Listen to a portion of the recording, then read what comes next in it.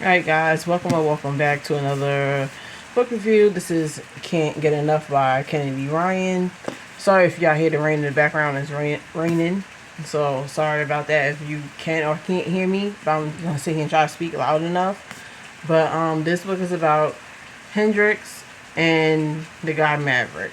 And Hendrix is one of Yasmin's friends, just like Soledad is from the other two books of the Skyland series. And with this one was about basically Hendrix basically being an entrepreneur, having a fund, inspired by her mom, and to help, other black owned operated businesses ran by women. And she ends up meeting Maverick at a party that was thrown by his ex-girlfriend, Zier. And they ended up basically pretty much meeting, and they bonded over the fact that her mom was basically going through Alzheimer's, and then he had said that his grandfather had passed from Alzheimer's as well. So they pretty much bonded and pretty much became friends. And as time, went on, being that she met him pretty much through his ex, which is basically a business associate, she thought about not trying to cross that line because due to girl code. And I put that in parentheses because a lot of women go by girl code when it comes to ex-boyfriend, basically boyfriends, husbands, baby dad, baby fathers, everything. So she didn't want to sit here and cross that line, knowing that they dated. But the relationship between Maverick and Zaire already had pretty much died off. And then when it came to the announcement to the world that a billionaire and a model mogul done sat here and split.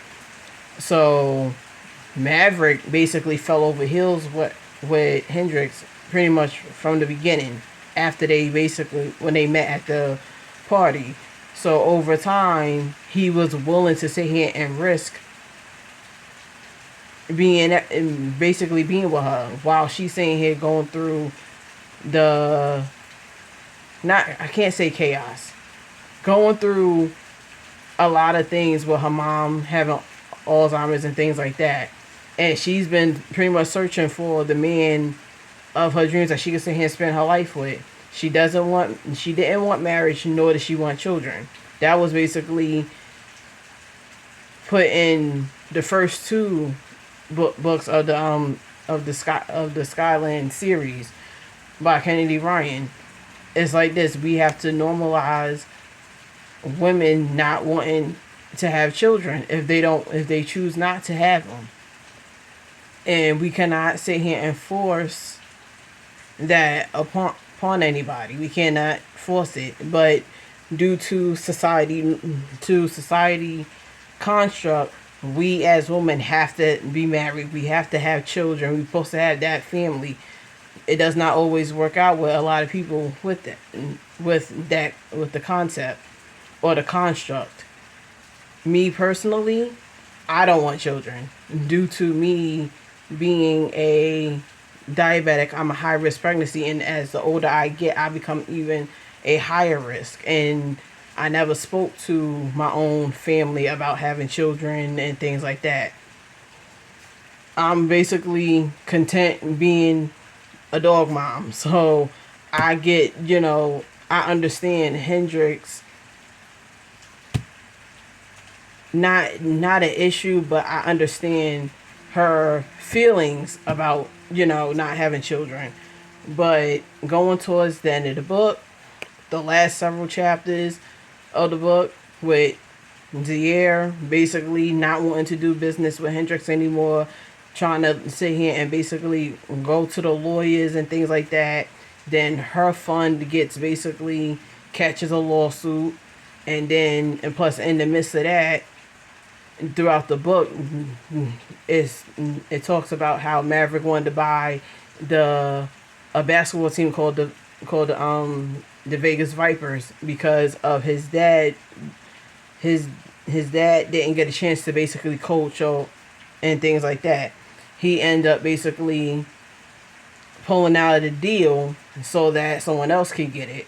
But with both of them, they pretty much wanted the same things and pretty much in life. And being that Maverick has an 18-year-old kid, a daughter, not kid, that he had with someone else way prior to him being with Zier. So, and he told her in the beginning he didn't want any children. So based off of that, that her character went off of emotions of basically of him not wanting a kid with her.